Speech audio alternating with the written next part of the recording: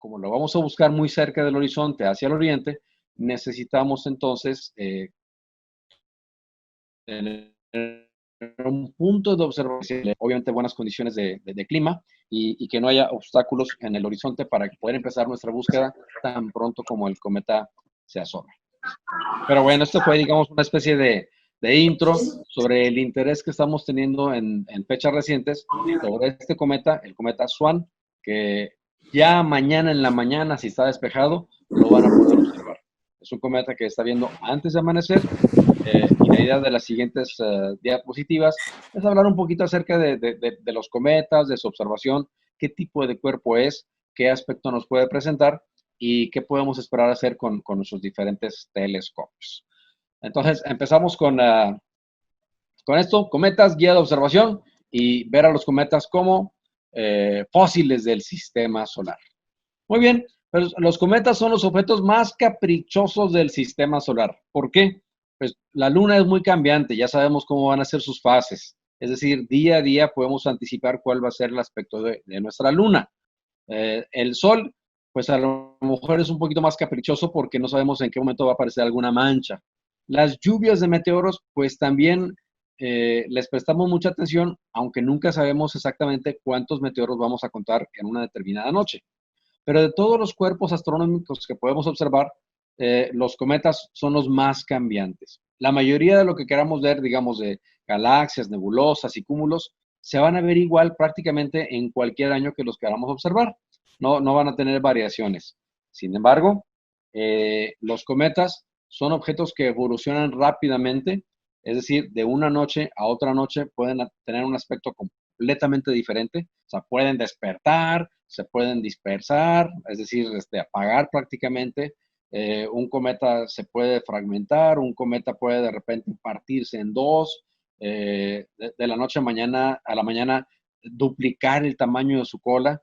Entonces, son objetos muy interesantes y por lo mismo, pues, al inicio de la observación de los primeros cometas, estamos hablando de hace 1000, 2000, 3000 años, pues había mucha fantasía o mitología que rodeaba a estos cuerpos. ¿Sí? Se decía que los cometas eran emisarios de las divinidades y como frecuentemente la punta del cometa, como la que vemos aquí, aparecía dirigiéndose hacia abajo, o sea, hacia el horizonte, había quienes lo interpretaban como el dedo de Dios que apuntaba hacia la Tierra de manera acusatoria.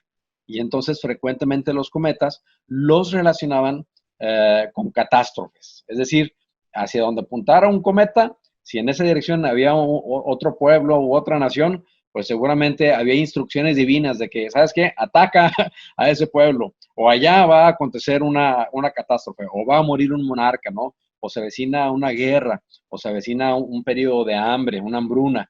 Entonces, los cometas, por su misma conducta difícil de anticipar, ¿sí? Pues digamos que les conferían actitudes pues casi humanas, ¿no? En el sentido de que eran imprevisibles. Otra vez, no como las fases de la luna que son pronosticables o los eclipses que también sabemos cuándo van a acontecer, sino en este caso los cometas eran muy caprichosos. Y por eso frecuentemente me gusta decir que los cometas son como los gatos, ¿sí? Porque tienen cola, salen de noche y hacen lo que les pega su regalada gana, ¿sí? Son muy traviesos y eso hace que también muchas veces esperemos mucho de un cometa y a la hora del cometa se vaporiza, se fragmenta y entonces la gente se queda con ganas de haber visto un poco más. Pero bueno, lo más seguro es que ningún cometa tiene palabra de honor. Es decir, de la noche a la mañana un cometa que parecía muy tenue puede despertar y ofrecer un magnífico espectáculo, o a lo mejor un cometa que venía dando muy buen espectáculo, pues de repente se apaga y la gente se queda con ganas de más. Los cometas pueden ser encantadores, los cometas te pueden hacer famoso, ¿por qué? Porque si descubres un cometa, le van a poner tu nombre, ¿sí? Entonces, si algún día yo descubro un cometa, se va a ir muy extraño, pero va a haber un cometa Pacheco, que probablemente va a estar teniendo una trayectoria muy errática en el cielo. Pero bueno, los cometas, como les digo, son erráticos. También los cometas generan una gran expectativa ya sea que se acerquen al Sol o que se acerquen a la Tierra. ¿Por qué? Porque cuando un cometa pasa cerca de la Tierra, obviamente nos da la oportunidad de verlo más grande, más brillante y con más detalle. Y también, si un cometa se acerca al Sol, pues entonces el Sol mismo es, digamos, el causante de las reacciones en el cometa, porque el cometa es un objeto rico en hielo, hielo de agua, hielo de dióxido de carbono, hielo de metano, etcétera. Y cuando cruza, digamos, el umbral de la órbita de Júpiter hacia el Sol, ya la radiación solar es suficiente para hacer que el cometa se despierte. La mayoría de las veces cuando vemos un cometa más allá del Sol, o más bien, cuando un cometa se encuentra más allá del Sol, no lo podemos ver. Es muy difícil, porque es un cuerpo aparentemente inerte, oscuro como un asteroide.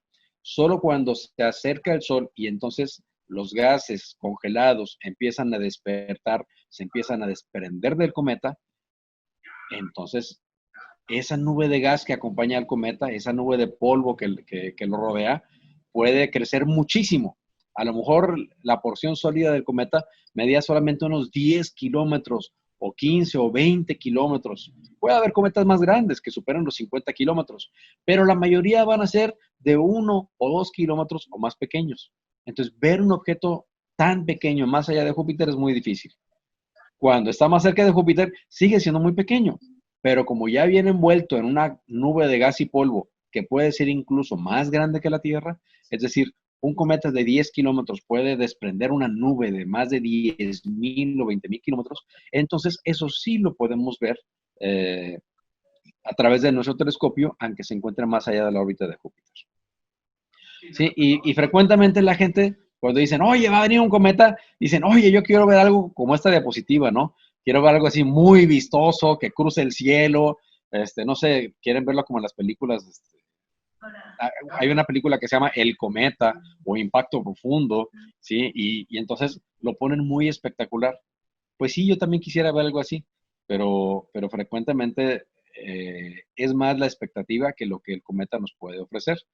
De hecho, ayer estaba leyendo a una persona que me decía, fíjate que mi marido observó un cometa que cruzó el cielo. Y yo le explicaba, bueno, es que lo que vio no fue un cometa, muy probablemente haya sido un meteoro, porque el cometa lo vamos a ver como un objeto fijo en el cielo y no se va a ver con esos colores que estamos viendo aquí, así anaranjados y azules, muy brillantes y de tamaños enormes. Qué bueno que así fuera. Y sí ha habido ocasiones en que un cometa se acerca mucho a la Tierra, pero la mayoría de las veces van a ser objetos muy, muy tenues y muy, muy discretos. Si algunos cometas se destacan solamente durante unas pocas semanas, por ejemplo, este cometa Swan que estamos observando en estas fechas, ya era visible desde el mes pasado para quienes tuvieran telescopio, pero ya que se está acercando a la Tierra, durante el mes de mayo lo vamos a poder observar, esperamos, durante todo el mes a simple vista. Y luego se va. Entonces, este cometa, digamos, está visible durante un mes favorablemente, o digamos, 4 semanas. Pero hay cometas que tienen una actividad muy breve, ¿sí? De solamente unos días, y hay otros, como el cometa que les estoy mostrando aquí, el cometa Hale-Bopp, que se observó se descubrió en 1995 y se continuó observando todavía hasta finales de 1997 y duró mucho tiempo visible, digamos, de perdido 2 años fue visible a través del telescopio y fue visible a simple vista por varios meses. Entonces, claro, estamos hablando de un cometa excepcional, ¿sí? Que aunque no pasó cerca de la Tierra, este sí tenía su núcleo un tamaño considerablemente grande. Como les comentaba, los cometas son muy caprichosos, ¿sí? Pueden experimentar cambios muy notorios.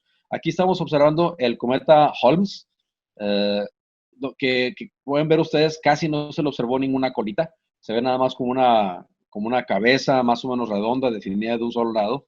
Y este cometa pueden ver ustedes como en la imagen del lado izquierdo abajo, 1 de noviembre, 2 de noviembre, 3 de noviembre, o sea, el cometa iba evolucionando de una forma aparentemente normal, aunque lo que sorprendió mucho es que este cometa empezó a incrementar su tamaño cuando ya se estaba alejando, ¿sí? En lugar de verlo más grande y más brillante cerca del Sol, este cometa aparentemente pues rompió las reglas porque empezó a crecer ya cuando estaba alejando. Parece ser que chocó contra otro cuerpo o probablemente la sublimación de sus gases se acumuló en una burbuja bajo la superficie que finalmente ¡pua!, tronó, reventó la superficie y soltó una bocanada de gases impresionante. Vean ustedes cómo a medida que el cometa, ¿sí?, iba alejándose del Sol, ¿sí?, iba creciendo su tamaño cada vez más y más, ¿sí? Y aquí parece mentira, pero llegó el cometa a tener un diámetro superior al de nuestro Sol. Un cometa, les decía, típicamente puede tener en la superficie, vaya, su diámetro físico puede tener un tamaño de aproximadamente unos 10 kilómetros, digamos. Pero este cometa, la nube de polvo que la acompañaba, llegó a medir más de 1,5 millones de kilómetros. Estamos hablando de que la bola de gas y polvo que ven ustedes ahí llegó a ser más grande que el Sol mismo, porque el Sol mide casi 1,400,000. Entonces, este cometa se veía también con binoculares, y es testimonio de los cambios que puede llegar a presentar. Frecuentemente los astrónomos anticipan la llegada de uno de estos cometas, porque de alguna manera estudiar los cometas es como tener la oportunidad de estudiar un fósil, ¿sí? Ya ven que los arqueólogos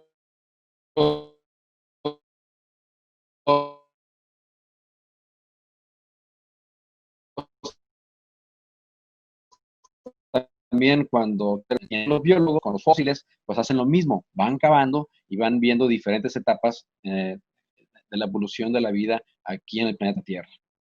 Nada más, vamos a ver si me pueden confirmar si me escuchan todavía. Sí, sí te escuchamos, Luni. Si me escuchan, perfecto. Es que me Sí. apareció un mensaje de que estaba inestable el internet.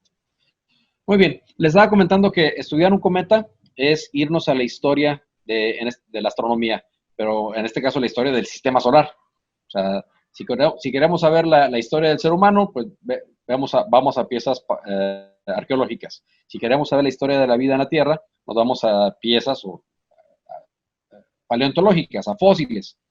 Si un astrónomo quiere saber la vida o ya, vaya, el desarrollo del sistema solar, pues a lo que acude básicamente es a cometas y a asteroides. Los asteroides, como están más cerca del Sol típicamente, tienen una superficie o una estructura mucho más evolucionada, mientras que los cometas, como son los cuerpos más distantes del sistema solar, son objetos que, digamos, un cometa va a tener la misma antigüedad tal vez que la Tierra. Nada más que la Tierra es un cuerpo que se formó a partir de otros. ¿Sí? Es más, la Tierra probablemente se formó a partir de la unión de muchos cometas y asteroides. Pero digamos que no hay en el sistema solar cuerpos más antiguos que los cometas.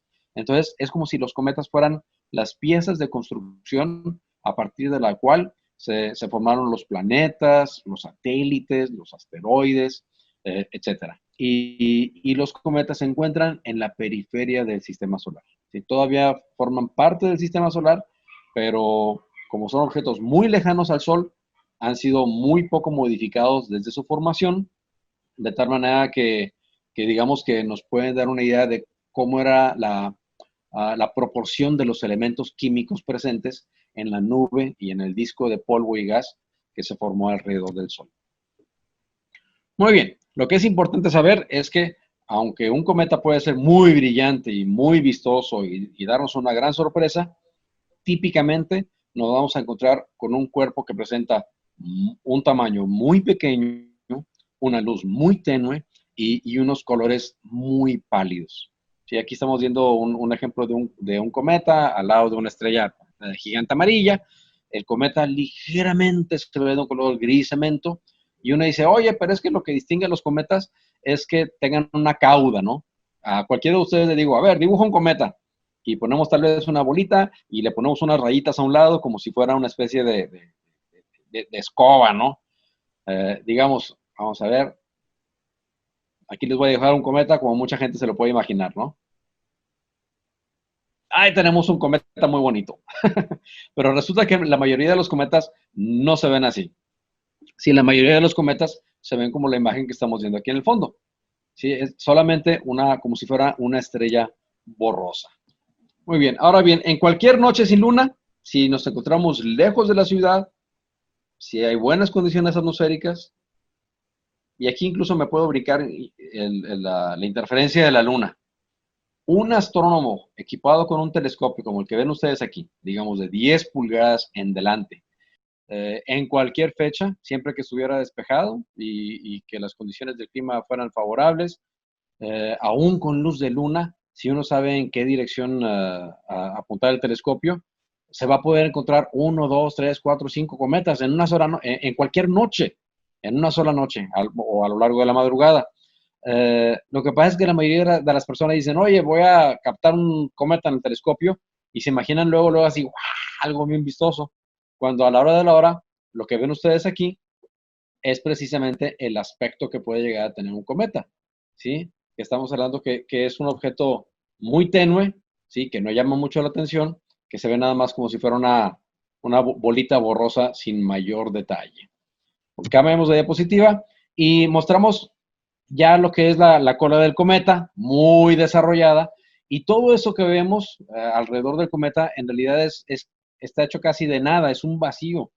De hecho, cuando nosotros vemos algo en el telescopio como una manchita, y mucha gente a eso le llama el núcleo del cometa, pero no estamos viendo propiamente la porción sólida del mismo, que es la que estamos viendo aquí, que parece un granizo grandote, porque el cometa está hecho principalmente de hielo mezclado con algo de arenas ricas en carbono. La nube que nosotros estamos observando a través de un telescopio, aunque se vea muy pequeña y muy insignificante, va a ser una nube que mida más de 10.000 kilómetros y cuya densidad sea increíblemente baja. Y la cola es todavía menos densa que la coma del cometa. Le vamos a llamar a coma a la nube redonda que tiene la cabeza del cometa. eh, y ya cuando tiene una cauda, diferenciamos la coma y llamamos de cabeza y llamamos de cola o cauda. Bueno, la cauda del cometa va a tener una densidad bajísima. El vacío que encontramos en una bombilla, en un foco, contiene más partículas en su interior que lo que podríamos encontrar en el mismo volumen de espacio en la cola del cometa. O sea, básicamente la cola del cometa es un vacío, ¿sí? Con gases muy enrarecidos, con plasma, ¿sí? Es decir, partículas atómicas que carecen de sus electrones, o sea, son iones, pero que están excitados y que por tal motivo producen luz. Entonces, la cabeza del cometa, generalmente la que se ve blanca, tiene mucho polvo y refleja la luz del sol. Típicamente se ve blanca. En esta fotografía van a ver incluso que cuanto más cerca está del horizonte, en lugar de blanco, se ve amarillo o se ve naranja. Eso tiene que ver con la extinción atmosférica o sea, de nuestra atmósfera.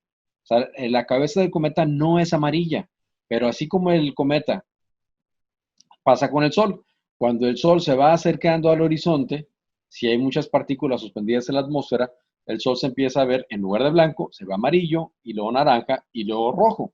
Con los cometas pasa lo mismo. La cabeza blanca del cometa, a medida que se va acercando al horizonte, se empieza a percibir de colores amarillo, naranjas y rojos. Pero no es que cambie el cometa de color, sino que estamos viendo básicamente cómo nuestra atmósfera le absorbe parte de la luz y deja pasar más fácilmente los colores cálidos. Por otro lado, y ahí la densidad de las partículas va a ser mayor. Por otro lado, en la cola del cometa, que es la que vemos despegada hacia arriba, ahí es donde vamos a tener que son ya gases, o en este caso plasma, que como les decía, va a estar muy, muy enrarecido. Si es rico en monóxido de carbono, vamos a percibir la cola con tonos azules. Si la cola del cometa es rica en carbono diatómico o cianógeno, entonces es muy frecuente que podamos ver colores ya no solamente azules, sino tirándole a un verde esmeralda, un verde pálido que se puede llegar a observar. Nos demostramos el Sol en el centro, las órbitas horizontales de los planetas, digamos, se ve en azul la órbita de la Tierra, y luego tenemos en color más o menos rosa las órbitas de Marte, de Júpiter, de Saturno y finalmente la de Urano y Neptuno. Alcanzan a ver ustedes cómo los cometas, y en este caso estamos mostrando la órbita del cometa Halley, ¿sí? Tiene una órbita muy inclinada, no respeta el plano del sistema solar, y vamos a comentar que aproximadamente el 80% de los cometas están más o menos en el plano del sistema solar, porque provienen del cinturón de Kuiper, que es este conjunto de objetos helados que se encuentran distribuidos alrededor del Sol en un plano, como el cinturón de asteroides, pero en lugar de estar hechos de roca y metal, los objetos en el cinturón de Kuiper, más allá de la órbita de Neptuno, van a ser objetos ricos en hielo. ¿Sí? El 80% de los cometas vienen del cinturón de Kuiper. Más allá del cinturón de Kuiper está la nube de Oort, y de la nube de Oort provienen aproximadamente el 20% de los cometas, y vamos a ver que estos provienen de órbitas muy inclinadas. Algunos llegan desde el polo norte, otros desde el polo sur, y frecuentemente en un sentido de traslación diferente al de los planetas en el sistema solar. Muy bien, cuando cualquiera de estos cometas, sea que venga de la nube de Oort o del cinturón de Kuiper, se acerca a la Tierra y al Sol, ¿sí? Y cuando tenemos estas dos virtudes que se presentan simultáneamente, entonces hay una gran expectativa. ¿Por qué? Pues porque entonces se puede ver muy brillante, se puede ver muy grande, se puede ver con más detalle, y nos permite entonces poder tener una expectativa de verlo a simple vista o con binoculares. ¿Sí? Como ya estaba comentando, la mayoría de los cometas que se pueden observar en cualquier noche van a ser solamente una motita borrosa, sin detalle, sin cauda. ¿Sí? Les comentaba hace rato que nos imaginamos a un cometa y es como la fotografía que estamos viendo aquí. ¿Sí? Muy bonito con su cabecita brillante, una cola de polvo, que es la que tiene hacia arriba, una cola de gas, que es la que se ve más larga. Y vean ustedes aquí la diferencia de las dos colas del cometa. ¿Sí? La cola de polvo típicamente se ve más blanquecina, ¿sí? Si acaso puede ser un poco más amarilla o rojiza por la acción atmosférica, mientras que la cola de gas, que se ve más larga, se ve con nervaduras y se ve de color azul. Como les decía, en el caso de este cometa, si se ve azul, es porque es rico en monóxido de carbono. Sí, entonces le estaba comentando, bueno, esta era una coincidencia meramente para que vieran ustedes el tamaño que tiene visualmente un cometa comparado con la galaxia de Andrómeda en este caso. La galaxia de Andrómeda es tan grande que nunca la vamos a poder abarcar completamente en el campo del telescopio. Digamos que con el campo del telescopio se alcanza a observar lo que es la galaxia de Andrómeda y su galaxita que está ahí abajo a la derecha, ¿no? Su satélite, una elíptica. Ese es el campo típico de un telescopio. Entonces, en este cometa que estamos viendo aquí, que fue el Ike-Yashan, vemos que el cometa puede llegar a ser mucho, mucho más grande. Les comentaba acerca de los colores del cometa. El color blanco va a ser el reflejo del Sol, el color azul es el monóxido de carbono, y si llegáramos a ver tonos verdosos, va a ser el carbono diatómico y también el cianógeno. Aquí vemos un cometa que se ve muy enrojecido, pues está cerca del horizonte, incluso parece como un solecito brillante, así de color dorado. Esto se debe a la cercanía al horizonte. No que el cometa cambie de color, sino que nuestra atmósfera actúa como si fuera un filtro que cambia las tonalidades que observamos. Ahora bien, cuando un cometa, ¿sí?, está cerca del Sol y está cerca de la Tierra, entonces estamos ante una ocasión especial. Y un cometa como estos, digamos, podemos esperar verlo más o menos cada 10 años. Este cometa que le estoy mostrando aquí, que se ve verdoso, es el cometa Encke. Es el que tiene la órbita más pequeña y el periodo más corto. Le da la vuelta al Sol en solamente 3.3 años. El detalle es de que el cometa ya está muy agotado de sus gases y es por eso que no es muy vistoso. ¿Sí? Aquí esta toma muestra el gas que brilla en color verde, probablemente por el cianógeno presente. Y observamos aquí varios esquemas que nos muestran lo que podemos esperar ver de un cometa. Del lado izquierdo de esta bandera de 3 cometas, vemos como la coma del cometa, que es donde está el gas y el polvo más densamente alrededor del cometa, es lo que vamos a llamar la coma. Pero si ya el cometa desarrolló una cola, la que está arriba hacia la izquierda, entonces a esa coma le llamamos cabeza. Frecuentemente le llaman también núcleo, aunque cuando estrictamente los astrónomos planetarios hablan de núcleo planetario, se refieren a la porción sólida, que es mucho más pequeña. Les recuerdo que la cabeza de un cometa puede medir entre 10,000 y 20,000 kilómetros en general, pero puede ser más grande. Como les decía, la coma del cometa Holmes llegó a ser de 1,5 millones de kilómetros. Enorme. También en esta primera imagen de la izquierda vamos a ver en color azul lo que es la cauda de gas o de plasma o la cauda iónica, ¿sí? Que por ser de color azul es rica en monóxido de carbono. Vean cómo aquí cerca de la cabeza del cometa se ve más bien el cianógeno de color verdoso. Van a notar también que la cola de gas es delgada, es larga, tiene nervaduras como si fueran los pelos de un trapeador, pero la cola de polvo o la cauda de polvo es diferente. Es corta, es ancha, aparentemente tiene una ligera curvatura, si en este caso a la izquierda, y no parece obedecer siempre la misma dirección que la cola de gas. Vamos a hacer mención de que la cola de gas va a estar siempre diametralmente opuesta al Sol.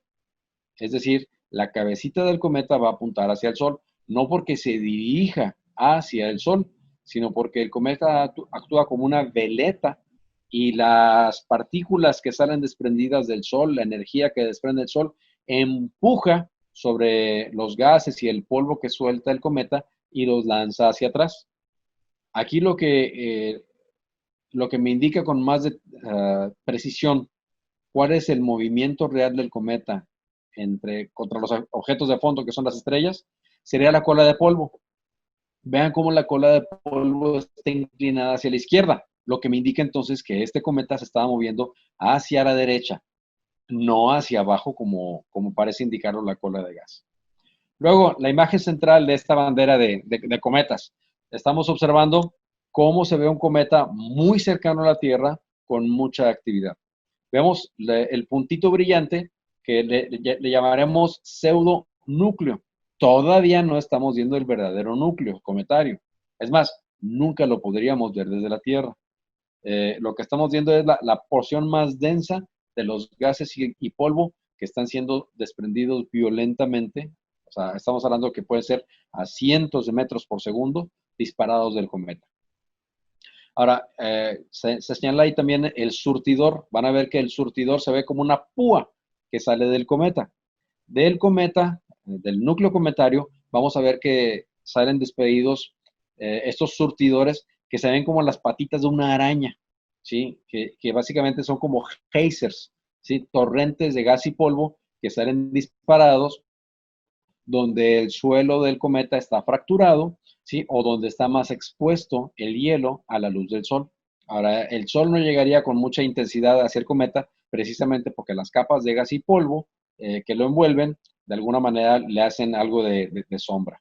Aquí también van a ver ustedes que hay una serie de como círculos concéntricos alrededor del cometa, que más que ser círculos, es una especie de espiral.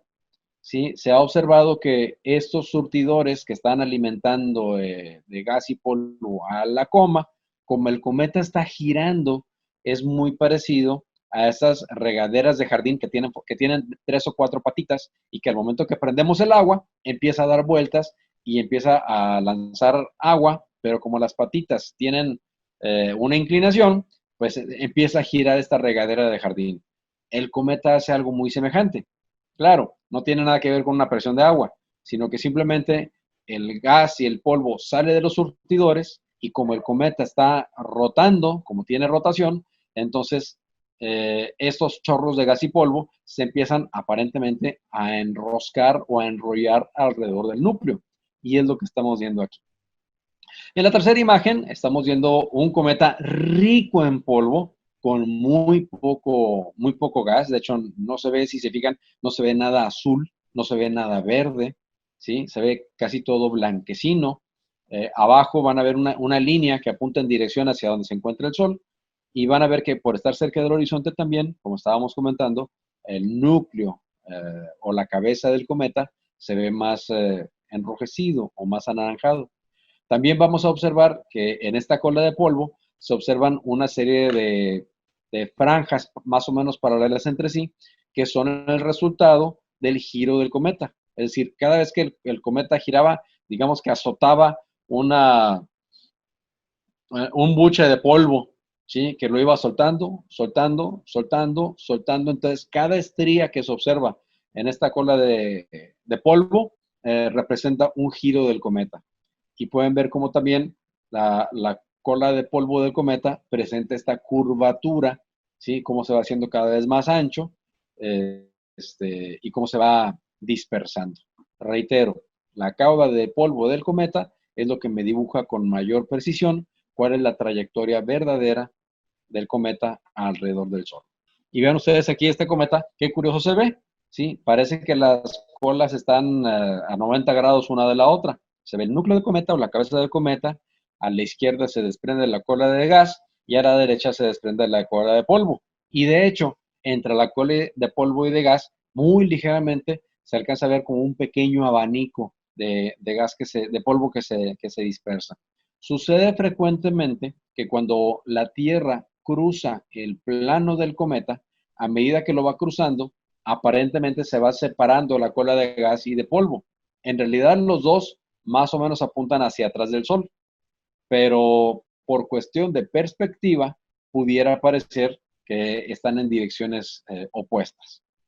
Y es lo que sucede cuando la Tierra se encuentra exactamente en el plano del cometa, ¿sí? Donde se ve una línea horizontal muy larga. Fíjense, aquí la cola del cometa, la cola de polvo del cometa, ¿sí? Está en el extremo derecho de la fotografía, ¿sí? Se ve como un mechón apuntado ligeramente hacia arriba y a la derecha. Y todo el polvo que se ve dibujando una línea larga que se extiende hasta el extremo izquierdo de la diapositiva, no es la cola del cometa. Reitero, la cola del cometa es solo lo que se ve desde el manchoncito a la derecha. Y toda la franja de polvo que estamos observando es la anticola o anticauda. Lo que estamos viendo aquí es el torrente de meteoroides, es decir, es como un cinturón de polvo que está dejando atrás el cometa, que lo está sembrando en el sistema solar, pero que se mantiene en la misma órbita del cometa. Imagínense que el cometa fuera como un gis que yo voy arrastrando en el pavimento, ¿sí? Y va dejando en el plano del pavimento, va dejando un montón de partículas. Eso es lo que estamos viendo aquí.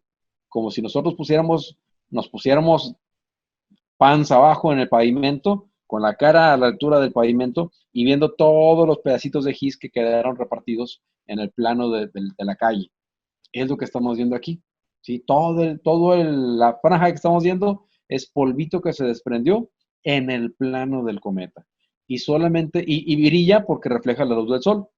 Solamente lo podemos ver en este caso cuando la Tierra está cruzando el plano de la órbita del cometa. ¿Sí? Y va a ser muy breve, ¿sí? De solamente 1, 2 o 3 días. Y aquí observamos en primer plano un cometa, el cometa Hadley. Han sido ya varios los cometas que han podido ser visitados por artefactos espaciales y nos han mostrado pues que los cometas, aunque en el telescopio el pseudonúcleo se ve como una bolita borrosa, ya que lo tenemos de cerca, vemos que un cometa va a tener una forma muy irregular, como una papa de Galeana, o sea, chipotuda, rara vez con algún cráter en su interior. ¿Por qué? Porque vamos a ver que la superficie del cometa se modifica con mucha frecuencia a cada paso cercano con el Sol. Vemos que el cometa una parte está en sombra, otra parte está a la luz del Sol, y se alcanzan a ver como unos mechones o como si accionáramos una pintura en aerosol saliendo del cometa. ¿Sí? Estos surtidores o geysers, que parecen geysers, son los que están alimentando la coma. Y todo esto que se ve así como polvito no son las estrellas de fondo, son para llamarle así, son los granizos que están saliendo disparados del cometa, ¿sí? Los fragmentos que se están desprendiendo y que cada uno se ve como que brilla porque está reflejando la luz del sol, ¿sí? Esto es lo que alimenta lo que vemos nosotros como el pseudonúcleo, ¿sí? Y finalmente estos pedacitos, si tienen hielo, se van a vaporizar también, se van a sublimar y se alimenta esta gran nube de gas y polvo que es la coma del cometa. Y vamos a hablar un poquito sobre la nomenclatura, ¿sí? A mí me causa gracia cuando la gente dice, oye, fíjate que yo pagué $50 para que le pusieran mi nombre o el nombre de mi novia a una estrella. Y entonces uno tiene que decir, pues, ¿sabes qué? Qué lástima, pero te picaron los ojos, porque uno no puede pagar una cantidad para que le pongan el nombre que uno quiera a un astro. Sin embargo, cuando se trata de los cometas, hay una ventaja. Si cualquiera de ustedes descubre un cometa y lo notifica oportunamente antes que cualquier otra persona, entonces ese cometa sí puede ser nombrado en honor de su descubridor. Quien se encarga finalmente de la nomenclatura de los cuerpos celestes es la Unión Astronómica Internacional. Si el nombre de un cometa que ya conocemos tiene como prefijo C, así como estamos viendo aquí, C, diagonal, 1991, no, perdón, 1995 o 1, Hellbob, vamos a ver qué significan todos estos letras, números y nombres. Entonces, empezando otra vez, si el nombre del oficial del cometa empieza con C, ¿sí? Quiere decir que es un cometa de periodo largo. Es decir, un cometa que va a regresar en un tiempo mayor a 200 años. ¿Sí? Entonces, un cometa como el Halley, por ejemplo, sería un cometa de periodo corto. ¿Sí? Y uno dice, pero ¿cómo? Si 75 años es mucho tiempo. Pues sí, lo que pasa es que hay cometas, y de hecho, la mayoría de los cometas se pueden tardar cientos o miles de años para regresar nuevamente al perihelio, al punto más cercano con el Sol. Entonces, cualquier cometa que tenga un periodo mayor a 200 años, le vamos a llamar un cometa de periodo largo. ¿Sí? Entonces, empieza con C, si es de periodo largo, y si empieza con P, quiere decir que es un cometa de periodo corto. Como les decía, si empieza con P, va a ser de periodo corto. Aquí estamos observando varias órbitas. ¿Sí? La órbita que está en blanco, que dice epoxi, es por donde se mueve básicamente la Tierra. ¿Sí? La órbita que está en color azul es la órbita de Júpiter. Y aquí tenemos varias órbitas más. La órbita que está más larga, que se aleja y se separa del dibujo, es la del cometa Halley. Tenemos luego otros 3 cometas. Un cometa de órbita verde, el Tempel 1, otro cometa de órbita naranja, el cometa Holmes, y otro cometa de órbita roja, el Hartley 2. Estos son cometas periódicos, es decir, son cometas que regresan en tiempos menores a 200 años. Pero quiero que noten además otra cosa. Qué casualidad que el cometa Tempel, el Holmes y el Hartley tienen su afelio, es decir, su punto más alejado del Sol, muy cerca de la órbita de Júpiter. Esto no es casualidad. ¿Sí? Muchos de los cometas periódicos que conocemos tienen órbitas pequeñas como las que estamos viendo, porque originalmente eran cometas que eran de periodo largo, que venían de mucho más allá de la órbita de Plutón, pero que en una de sus visitas hacia el Sol les tocó que Júpiter estaba más o menos atravesado en su trayectoria, de tal manera que la gravedad de Júpiter alteró, modificó su camino y creó una nueva órbita para el cometa. Y estos cometas, esta familia de cometas que tienen órbitas que se encuentran con un afelio cercano a la órbita de Júpiter, son los cometas jovianos. Y para aquellos que dicen que Júpiter es el cometa que defiende a la Tierra de los impactos de cometas y asteroides, pues quiere decir es que es al revés. Júpiter es el responsable de capturar la mayor cantidad de cometas periódicos en el sistema solar. Y por lo tanto, Júpiter es el responsable de arrimar a la Tierra un mayor número de cometas. Ahora, si un cometa de periodo largo regresaba cada 50,000 años y pasaba cerca de la órbita de la Tierra, pues entonces un encuentro con la Tierra pues era muy difícil, porque en esa única ocasión en 50,000 años tenían que estar el cometa y la Tierra en el mismo lugar. Pero si un cometa joviano ahora regresa en un periodo que puede ser de 10 años, de 12 años, de 6 años, pues entonces va a pasar mucho más veces, o sea, en 50,000 años, va a pasar muchísimas más veces ese cometa cerca del Sol y también de la Tierra. Entonces, Júpiter es el responsable de del mayor número de cometas que han chocado con la Tierra. Entonces, Júpiter, en lugar de protegernos, En realidad, avienta hacia afuera y hacia adentro. Los que avienta hacia afuera, bueno, ya no regresan. Pero los cometas que redirige hacia el interior, ahora van a pasar y pasan mucha mayor frecuencia, incrementando por mucho la probabilidad de impacto. Estos son los cometas de periodo corto, los que tienen un periodo menor a 200 años. Muy bien, entonces si empieza con C es periodo largo, si empieza con P es de periodo corto. Luego lleva una diagonal y el siguiente número, en este caso 1997, pues básicamente nos está diciendo el año en que fue descubierto el cometa. Vamos a ver que luego sigue una letra y un número. Cambiamos de diapositiva. La letra indica en qué quincena del año se descubrió. Es decir, para el año 1997, la primera quincena sería A, la segunda quincena sería B, la tercera quincena sería C, y así le podemos continuar, nada más que nos vamos a omitir la letra I para que no se vaya a confundir con el 1. Entonces es A, B, C, D, etcétera, y completando así todas las quincenas del año. Luego el número, hacemos el cambio de la diapositiva, ¿sí? Entonces primero va a ser la letra y luego va a ser el número. El número nos va a decir para esa quincena qué lugar le tocó a ese cometa. Si fue el primer cometa descubierto en esa quincena, si fue el segundo, el tercero, el cuarto, el quinto, el sexto, etcétera. Ese va a ser el número que le sigue, ¿sí? El orden en el que fue encontrado. Y finalmente, entre paréntesis, aparece el nombre de el que o los que hicieron el hallazgo. Aquí van a ver ustedes que aparecen dos nombres, Menier y Dupont. Esto quiere decir entonces que fueron dos personas que con una diferencia muy pequeña de tiempo anunciaron que habían hecho el hallazgo de este cometa. ¿Sí? En ocasiones pueden llegar a ser hasta tres los que se conmemoran en el nombre del cometa.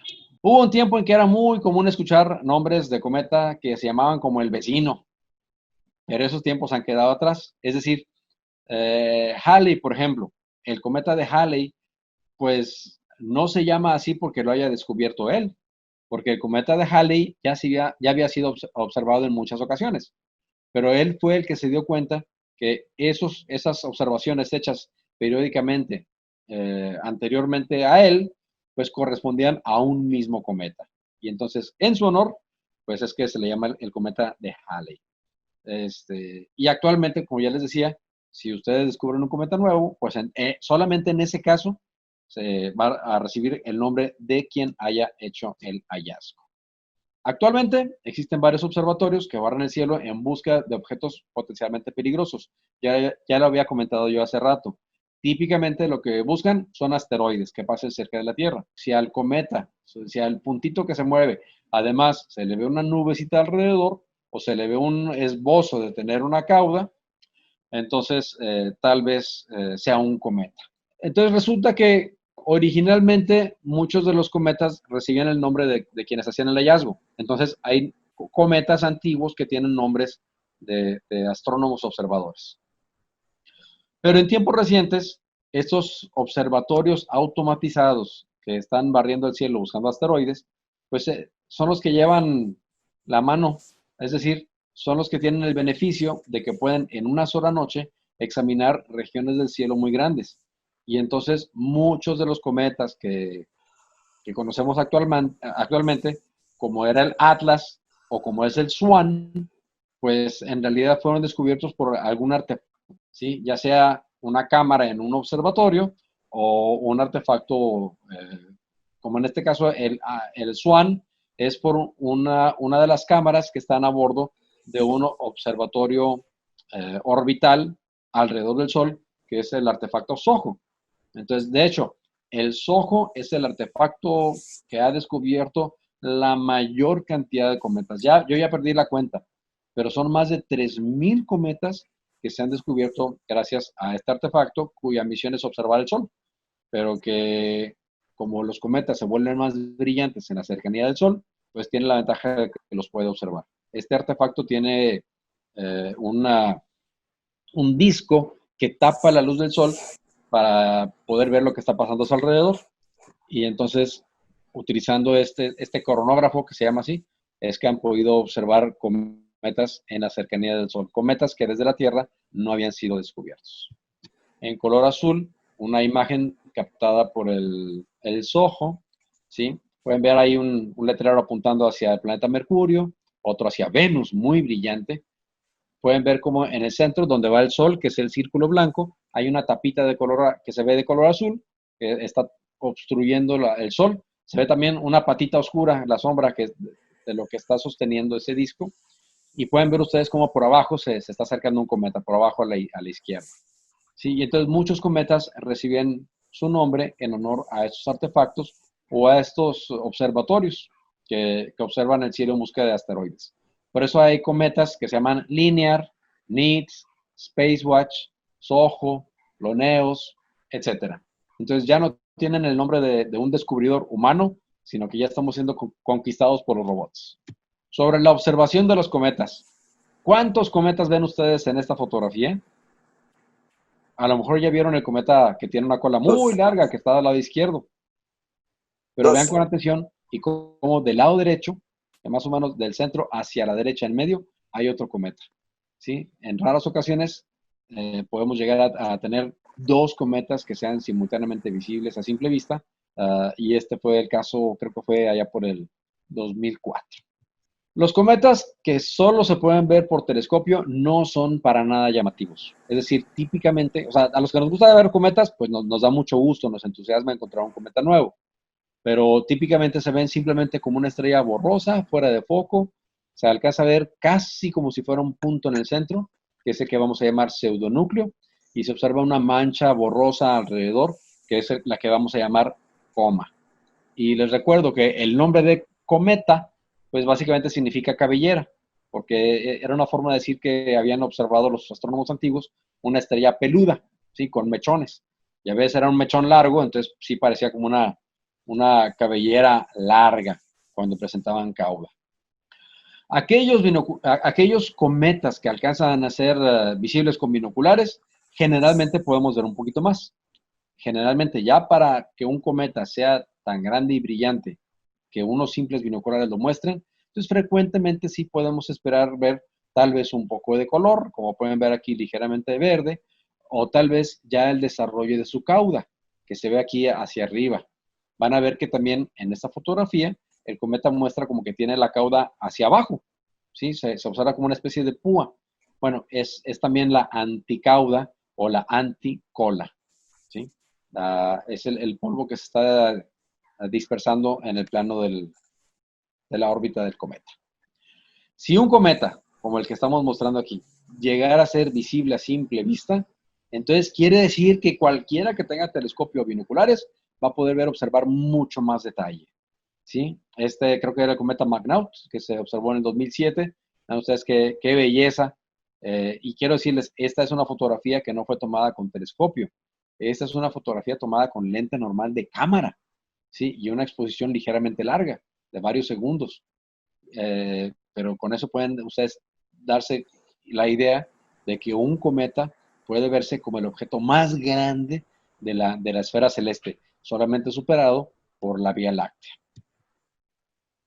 Muy bien, cuando hablamos del brillo de un cometa, lo hacemos en función de su magnitud. ¿Sí? Les comentaba hace rato que un astro de magnitud 1, 2, 3, 4, 5 es una magnitud brillante. ¿Sí? Ya 5, 6 quiere decir que está en el límite de la capacidad del ojo humano. Ya magnitudes 7, 8, 9, pues ya necesitamos una óptica, auxiliarnos con la óptica, por ejemplo, de unos binoculares para poder observarlo. Entonces, aquí pueden ver ustedes cómo están las estrellas en un campo. Está en negativo, ¿no? Las estrellas aparecen como puntos negros y el espacio aparece como si fuera blanco. Vean cómo las estrellas aparecen encerradas en circulitos y aparecen identificadas con diferentes números. 12.85, 11.02, 10.42. Entonces, vean ustedes que entre más grande es el número, la estrella se ve más chiquita, se ve más tenue. Y entre más grande es el círculo, por ejemplo, la estrella que está abajo a la derecha, la estrella se ve más grandecita, es magnitud 10.42. Entonces quiere decir que es más brillante que todas las demás estrellas que están en el campo. Nuestros ojos no alcanzan a ver estrellas de magnitud 7, 8, 9. Y si estamos en la ciudad, vamos a tener dificultad para observar estrellas de magnitud 6 o incluso tal vez las de magnitud 5. Les comentaba, una estrella de magnitud 1 es brillante, una estrella de magnitud 6 va a estar en el límite de nuestra capacidad, ¿sí? Y generalmente en los mapas celestes lo que se hace es que muestran a las estrellas más brillantes como si fueran bolitas más negras o más intensas, y las estrellas más tenues las ponen como si fueran puntitos más pequeños. Aunque cuando nosotros vemos a través de telescopio, los binoculares o a simple vista, en realidad no alcanzamos a percibir tamaño alguno. Todos se ven como puntitos, unos más brillantes que otros. Si un cometa, en este caso el cometa Swan, que es de magnitud, ya está por magnitud entre 5 y 6, quiere decir que ya se podría ver a simple vista. Pero como está muy cerca del horizonte, entonces yo les voy a recomendar que hagan su búsqueda primero con binoculares. Porque los binoculares es como si hubiéramos abierto el tamaño de nuestras pupilas a un tamaño de 4 o 5 centímetros o más. Entonces entra mucha más luz a nuestros ojos a través de unos binoculares, además de que nos brindan algo de aumento.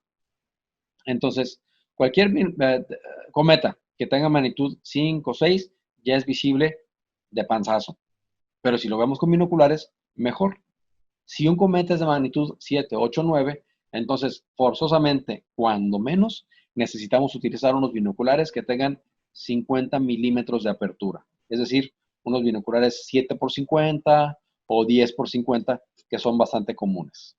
Cuando ya se trata de un cometa de magnitud 10, 11, entonces ya forzosamente necesitamos el uso de un telescopio. Y vaya, el que estoy mostrando aquí es un telescopio de 3,5 pulgadas de apertura, pero con un simple telescopio de los más sencillitos que tienen 6 centímetros, 60 milímetros de apertura, ya con eso pueden ustedes distinguir un cometa de magnitud 10 u 11. Pero recuerden que un cometa de magnitud 10 u 11 difícilmente le vamos a percibir visualmente su cola. Generalmente vamos a ver un cometa de magnitud 10 u 11 solamente como si fuera una motita borrosa, más o menos redonda. Ahora bien, el hecho de que estemos utilizando un telescopio no significa que vamos a poner el mayor aumento posible. De hecho, yo les voy a recomendar que utilicen su ocular de menor magnificación, es decir, un ocular de 32, 35 o 40 milímetros. ¿Sí? Esos oculares son de campo amplio, brindan poco aumento, pero son muy efectivos para poder mostrarnos a los cometas. ¿Sí? Aunque el cometa sea pequeñito, como el cometa va a estar rodeado de una luz difusa, el hecho de que estemos utilizando baja magnificación nos va a facilitar encontrarlo. Y aquí estoy mostrando esto para que tengan una idea. Es una fotografía donde aparecen que de pura chiripa, este cometa pasó enfrente de, o por un ladito, de la nebulosa anular de Lira, la roja que está arriba a la derecha. Van a ver incluso que entre la nebulosa y el cometa hay una pequeña galaxia espiral. ¿Sí? Aquí pueden ver ustedes, aquellos que hayan conocido la nebulosa anular de Lira por su telescopio, sabrán que cualquier telescopio la puede mostrar y que se ve como un arito pequeñito. Bueno, para que tengan una noción de cómo se puede ver un cometa en cuanto a tamaño, ahí pueden ver que el cometa va a ser mucho más grande que la nebulosa o que la galaxia que está ahí. Entonces, no esperen que los cometas se vean muy, muy pequeñitos, a menos que se trate de un cometa que esté todavía ya por la órbita de Júpiter o de Marte. Si el cometa ya está por dentro de la órbita de Marte, lo más seguro es que va a desplegar un tamaño aparente grande. Es decir, incluso hasta más grande que la Luna. Pero es muy importante que estemos en condiciones adecuadas para observarlo. Lo que quiero decir con esto es que si estamos en la ciudad, probablemente no vayamos a ver las porciones más tenues del cometa. Un telescopio de 4 pulgadas de apertura, como el que tenemos ahí mostrando, es de unos 10 centímetros de apertura, será suficiente para mostrarnos cometas de magnitud 10 y 11 también. Un telescopio de 6 pulgadas, como el que aparece de color gris, ¿sí? Nos va a permitir ver fácilmente cualquier cometa de magnitud 11, 11 y medio, 12 ya va a ser un poquito más difícil. Y aquí muestro un telescopio de 8 pulgadas, como los que por mucho tiempo utilizamos en el Planetario Alfa, la Sociedad Astronómica del Planetario Alfa. Un telescopio de 8 pulgadas, como el que estamos mostrando aquí, ya puede mostrar sin dificultad un cometa de magnitud 12, ¿sí? O todavía más oscuro, 12 o 13. Claro, también con un telescopio, si yo ya tengo un telescopio así grandote, pues cualquier cometa que tenga magnitudes más brillantes, es decir, 10, 9, 8, 7, entonces se va a ver todavía mejor en el telescopio. Ya con un telescopio de 10 pulgadas, como el negro que aparece aquí, ya nos va a permitir ver objetos de magnitud 13, obviamente incluyendo cometas que tengan esta magnitud. La mayoría de los cometas que se observan, que podemos observar varios a lo largo del mes, van a ser cometas entre magnitud 13 y 15.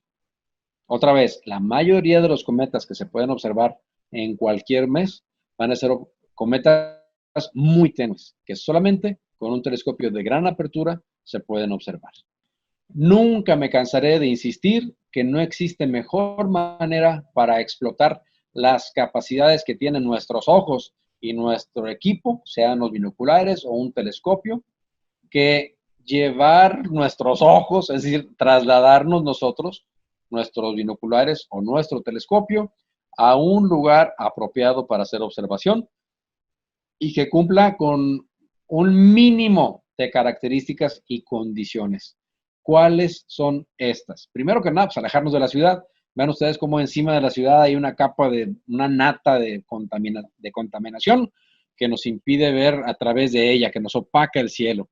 Pero si vean ustedes a la izquierda, en lo alto de una montaña, pues el cielo ya está más despejado, no hay luz artificial y esto nos va a ayudar mucho. Punto número 1, obviamente, pues el cielo tiene que estar despejado.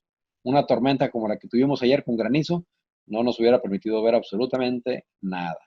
Punto número 2, obviamente que la luna no interfiera, porque el telescopio lo que hace es permitir que entre más luz hacia nuestros ojos, pero el telescopio no sabe si la luz está entrando de el cometa Swan o de la luna.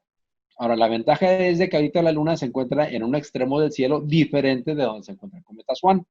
Entonces, eso no va a ser problema al amanecer de mañana o de pasado. Pero a medida que la luna se vaya acercando al cometa, o sea, que esté del mismo lado del cielo, pues va a ir molestando, digamos, para la observación de la luna. Afortunadamente, ya para cuando la luna esté saliendo casi a la par del cometa, la luna ya va a estar muy delgadita y ya no va a interferir. Pero digamos que en una noche cualquiera, si está la luna presente, impide la observación del cometa. Punto número 3. Es importante que no haya fuentes de luz artificial cerca de nosotros y por lo tanto, típicamente, nos tenemos que alejar de la ciudad. ¿Sí? Obviamente ahorita se nos pide que nos quedemos en casa, así que los que viven en la periferia de la ciudad, pues son los más afortunados porque ellos ya tienen el cielo oscuro arriba de su casa. Siguiente punto, punto número 4. Hay que evitar a toda costa, uno dice, si ya estoy en un lugar oscuro, pues entonces debo de mantenerlo oscuro. Es decir, no voy a encender linternas con luz blanca, voy a mantener apagados los faros del coche,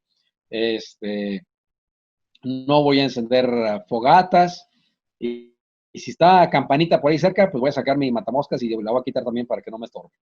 Porque incluso la luz de un cerillo nos puede estorbar. La luz del celular va a impedir que nuestros ojos se puedan adaptar a la oscuridad. Entonces, sí es bien importante que mantengamos el ambiente alrededor de nosotros lo más oscuro posible.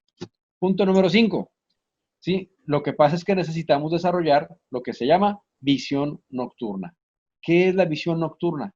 Es la capacidad que tiene el ojo humano para que cuando se encuentra en condiciones de muy poca iluminación, cuando nuestras células receptoras de luz dicen no alcanzo a ver nada, entonces se le da una orden del cerebro a estas células y empiezan a reaccionar produciendo una sustancia química que se llama rodopsina. ¿Sí? La rodopsina nos capacita para ver mejor en condiciones de poca luz.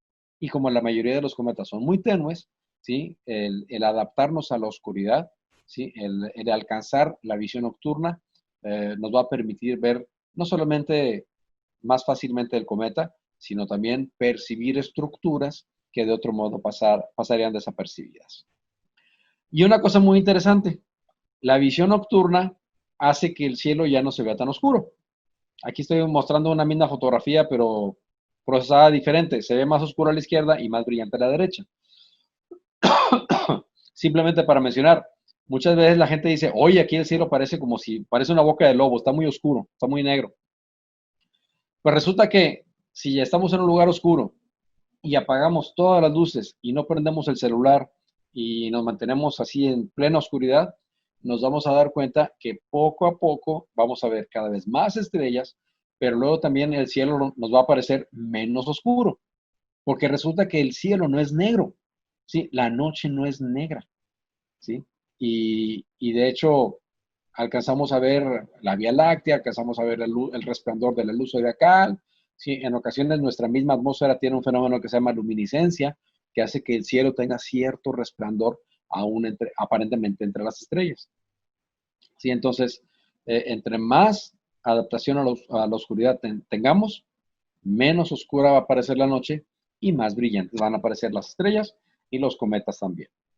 Reitero, es bien importante no estropear nuestra visión nocturna ni con la luz del cerillo ni con el celular. No importa que dicen, no, es que ya le bajé todo el brillo al celular. Pues sí, pero aún esa poquita luz que produce la pantalla del celular nos va a entorpecer nuestra capacidad para ver mejor. Siguiente diapositiva. Punto número 6, prácticas preventivas. ¿Sí? Sobre todo ahora que estamos teniendo más horas de luz en el día, hay que protegernos durante la tarde anterior o durante todo el día utilizando lentes oscuros. ¿Sí? Eso parece mentira, pero también nos va a ayudar a alcanzar mejor una adaptación a la oscuridad. Entonces, pueden decir, no, hombre, por dar un ejemplo, si estuvieron un día en la playa y esa noche luego quieren hacer observación astronómica, se van a dar cuenta que van a batallar mucho para adaptarse bien a la oscuridad. ¿Sí? Hay gente que de plano termina con la vista muy irritada por estar en ambientes demasiado iluminados. Entonces, protejan su vista con gafas para lentes de sol. Siguiente punto. Hay que evitar el tabaco y el alcohol. ¿Por qué? Porque ambas sustancias impiden que nuestro cerebro se pueda oxigenar bien y nuestros ojos son una extensión del cerebro. Entonces, el tabaco y el alcohol pueden entorpecer la habilidad de nuestros ojos para ver objetos tenues. Siguiente punto. No aguanten la respiración. ¿Sí? Al contrario, hay que respirar profundamente. A mí también me ha pasado que me acerco al telescopio y no quiero mover el telescopio y entonces aguanto la respiración, pero no debo hacerlo. Lo ideal es respirar profundamente, sí, no agitadamente, pero sí profundamente para estar bien oxigenado, para poder tener mejor capacidad y obviamente procurar descansar. Si me voy a desvelar o si me voy a levantar muy temprano para ver el cometa, entonces voy a tratar de dormir mis horas suficientes, si es necesario, incluso acostándome más temprano. Punto número 7. Echar mano de la visión periférica. Es decir, si hay, en el ejemplo que le estoy mostrando, hay una nebulosa ahí en el centro del campo del ocular. En lugar de dirigir la mirada exactamente al centro, ¿sí? Lo que hay que hacer es, como está el ojito ahí, vamos a pasear la mirada, vamos a barrer todo el campo.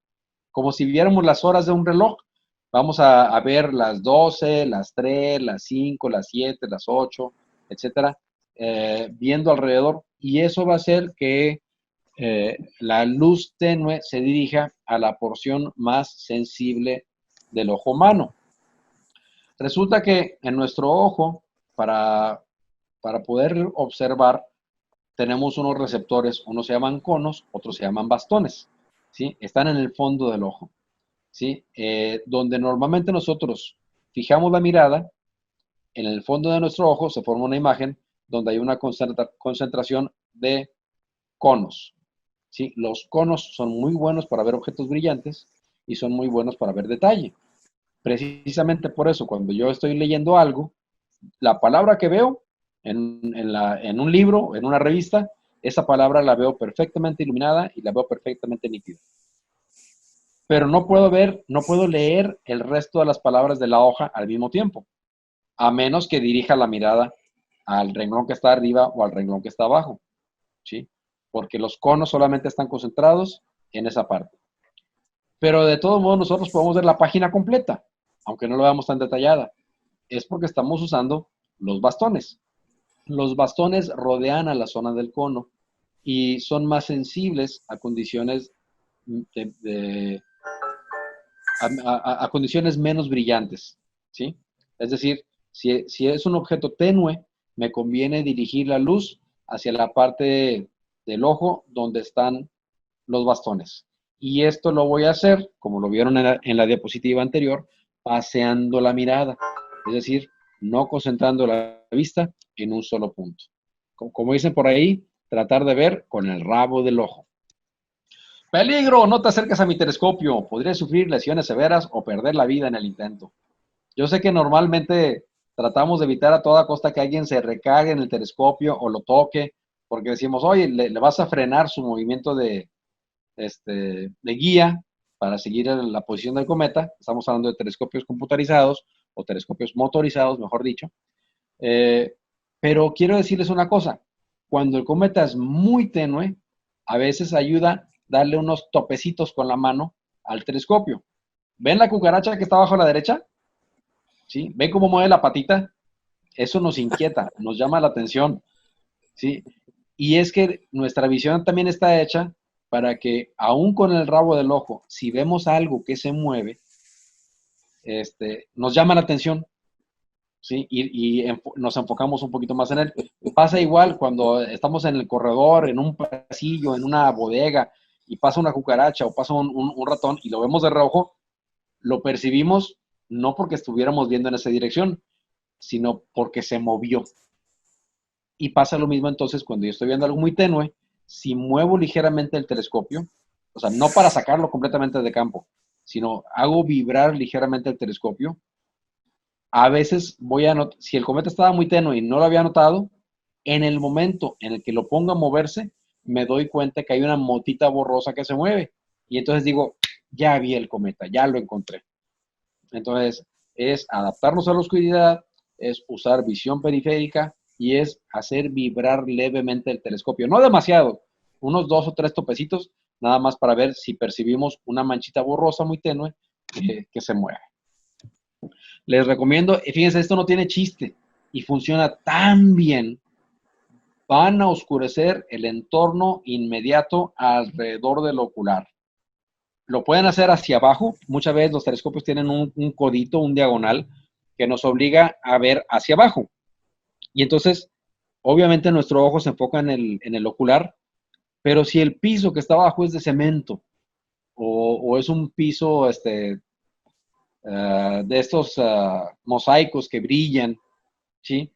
Aunque haya luces apagadas, ¿sí? El suelo sobre el que estamos parados, sobre donde está el telescopio, va a ser más brillante que el fondo que estoy observando yo en el telescopio, donde está el cometa. Entonces, pongan su telescopio sobre una manta o sobre una lona que sea negra o lo más oscura posible. Y también, si ustedes pueden, cúbranse con una cobija o con una tela negra, como hacían los fotógrafos antes, para poder mantener completamente oscuro todo el entorno. ¿Sí? Abajo de ustedes, alrededor de ustedes, encima de ustedes y rodeando el ocular. Para que la única luz que esté entrando en sus ojos sea la del telescopio, ninguna más. Y esto también van a ver que les ayuda mucho a percibir detalles muy sutiles. Pues a lo mejor poniéndose la tela negra encima, pues van a parecer así como que están encobijados, ¿no? Y se ven medio curiosos, pero pues no importa. Créanme que funciona y los hace ser mejores observadores. Y ya estamos viendo la última, porque yo sé que muchos de ustedes tienen interés en observar el cometa Swan. Ahí pueden ver ustedes que el cometa viene definido como C/2020 F8 Swan, donde nos dice que es un cometa de periodo largo, fue descubierto en el 2020, y luego viene la quincena, el orden y el nombre que recibe por el instrumento a bordo del artefacto espacial que hizo el hallazgo. ¿Dónde se encuentra el cometa? Vamos a empezar a buscarlo desde las 5:15 de la mañana. Aquí en este mapa que les estoy poniendo, estoy apuntando hacia el noreste. Vean ustedes cómo a la izquierda está indicada la N sobre el horizonte y a la derecha está indicada la E de este, de oriente. y van a ver las motitas de color aqua, ¿sí? Que indican diferentes posiciones del cometa. Lo puse una motita para cada día, desde el mayo 5, 6, 7, está indicado el 5, el 10, el 15 y el 20. Pasado mayo el 20, en algunas partes del planeta va a ser más fácil observarlo. Para nosotros no tanto. Si después de mayo 20 ya va a estar más difícil. Entonces nos vamos a concentrar, obviamente, en la observación de mayo 10 a 20, donde el cometa se encuentra cruzando entre las estrellas de la constelación de Piscis y Aries, dirigiéndose hacia la constelación de Perseus. Recomiendo empezar la observación desde las 5:15 de la mañana, ¿sí? Para que esté suficientemente oscuro, pero tomen en cuenta que muy pronto va a amanecer. Entonces van a contar solamente con unos 20 o 30 minutos para encontrarlo antes de que les gane la luz del amanecer. Les recuerdo que el cometa ya tiene un brillo que está al alcance del ojo humano. Sin embargo, pues, si estamos en la ciudad y si está cerca del amanecer, la tenemos más difícil. Por eso nos vamos a ayudar buscando acomodarnos en la parte más alta, o sea, ya sea en la azotea, ¿sí? O si tenemos el parque muy cerca, no sé, una resbaladilla que nos podamos subir a una escalera, pues nos subimos para tratar de tener una vista plena hacia el horizonte oriente, que no haya obstáculos, que no haya árboles, ni cerros, ni casas, ¿sí? Y vamos a empezar a buscar con unos binoculares. El cometa se ve como una motita de color azul-verde y si les toca buenas condiciones atmosféricas, buen cielo, no mucha contaminación del lugar donde viven, probablemente alcancen a ver ligeramente su cauda como si fuera una sutil embarradita de luz. Ojalá que lo puedan observar, que tengan buena oportunidad de clima, aunque mañana parece que no pinta bien, pero bueno, tenemos 10 días a partir de mañana para poder aprovechar las mejores condiciones del cometa. Esta ya es mi última diapositiva. Quiero agradecerles mucho a la Sociedad Astronómica el honor de haberme invitado a impartir esta conferencia y si tienen alguna pregunta o comentario, pues con todo gusto lo puedo responder. Una pregunta. ¿Sí? Jesús Castañeda por acá de Ciudad del Carmen. Yo fabriqué una cajita con luces, pero luces de las calaveras de un auto rojas. Esto me ayuda pues para al estar observando el telescopio. Esa luz roja nos permite estar viendo en la oscuridad. Pero debe ser tenue. Sí, debe ser tenue.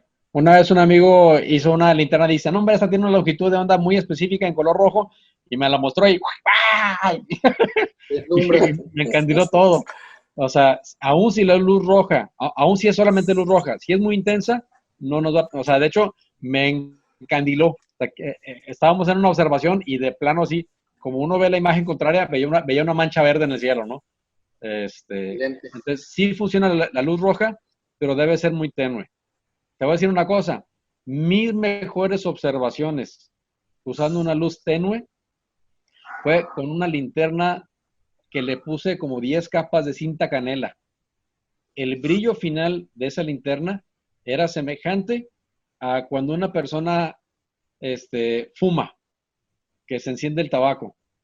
Sí, ese brillo de esa intensidad no debe pasar para que pueda yo usar mis mapas para observación, pero no más intenso para que no se perjudique mi visión nocturna. Entonces, okay, la rodopsina no es tan sensible a la luz roja, pero si es muy intensa, sí nos va a perjudicar. Ok, gracias. Igualmente. Otra pregunta. Hola. Aquí Antonio Figueroa, una pregunta para los astrofotógrafos. ¿Algún tip para fotografía? ¿Se vale la pena intentar? ¿Qué recomiendas? Sí, definitivamente, porque con astrofotografía tú puedes captar mucho más detalle que lo que el ojo humano puede ver. Ahora, el problema con el cometa, o con muchas veces con los cometas, es que si tú tomas una serie de fotografías, ¿sí? O quieres hacer una fotografía de larga exposición, te vas a dar cuenta que aunque tú ves que el cometa se mueve por causa de la rotación de la Tierra, el cometa típicamente va a tener además un movimiento propio con respecto a las estrellas de fondo. Y para esto hay técnicas que te permiten hacer un montón de fotografías al cometa y luego hacer un procesamiento para que mantengas en todas la imagen del cometa y, por así decir, borres las estrellas.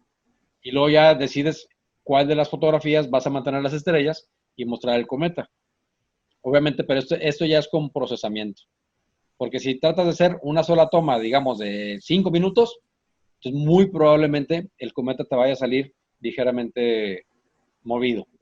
También muchas veces, si el cometa está muy activo, bastan 5 o 10 minutos para que haya cambios en la apariencia del cometa. Ronnie, teníamos en el chat una pregunta de Diana Romero, casi, bueno, cuando estabas pasando en la parte de los cometas, que su trayectoria es cambiada por Júpiter. Te la leo, dice, entonces llegará un punto en que haya tantos cometas girando en el sistema solar hasta que se sature. Esa es la pregunta. Yo creo, es más o menos a cuando hablabas de los cometas que son cambiados en su trayectoria y se quedan ya como los jovianos. Bueno, lo que pasa con los cometas es que también son bien chafas. se rompen muy fácilmente. Vean qué fue lo que pasó con el cometa Atlas. ¿Sí? Había mucha expectativa, porque en mayo se iba a ver muy bien, y resulta que apenas se venía acercando y se desbarató. ¿Sí? Entonces, observamos con demasiada frecuencia que los cometas son muy frágiles, ¿sí? Se convierten en escombros y simplemente se desvanecen. Sí, nada menos. Sabemos que los cometas producen las lluvias de meteoros, pero hay muchas lluvias de meteoros que no podemos asociar con ningún cometa porque probablemente el cometa ya desapareció. Entonces, los cometas tienen vigencia, es decir, se van desgastando. Todo este gas y polvo que van soltando lo van perdiendo y llega el momento en que el cometa finalmente se desmorona. ¿Sí? Entonces, he leído varias, en la literatura de los cometas, hay quienes dicen que de 500 a 1000 veces que pase un cometa por el perihelio es suficiente para que el cometa se desintegre. Pero también un cometa se puede desintegrar si pasa demasiado cerca de Júpiter. O sea, ya ha pasado que vemos que un cometa se rompe en la cercanía de un planeta gigante, ¿sí? Y en el caso del cometa Shoemaker-Levy, no solo eso, se rompió el cometa, pero pasó tan cerca de Júpiter que incluso Júpiter se lo quedó. Y entonces, en lugar de seguir orbitando alrededor del Sol, se puso a orbitar alrededor de Júpiter y terminó colisionando contra el planeta en 1994. Entonces, sí, nos seguimos resurtiendo de cometas, pero se estima que hay literalmente miles de millones de cometas todavía allá, en la nube de Oort y en el cinturón de Kuiper. Entonces, el mayor número, o la mayor concentración de cometas se encuentra allá. Y digo concentración porque en realidad no están concentrados, están dispersos en esta nube más o menos esférica. Y en el libro de Carl Sagan sobre el cometa, él menciona o estima que la distancia entre un núcleo cometario y otro núcleo cometario sería más o menos equivalente a la distancia entre la Tierra y el planeta Urano. Entonces, en realidad, si tú vivieras en un cometa allá en el cinturón de Kuiper o en la nube de Oort, dirías, no hombre, qué lugar tan aburrido, aquí no pasa nada. ¿Sí?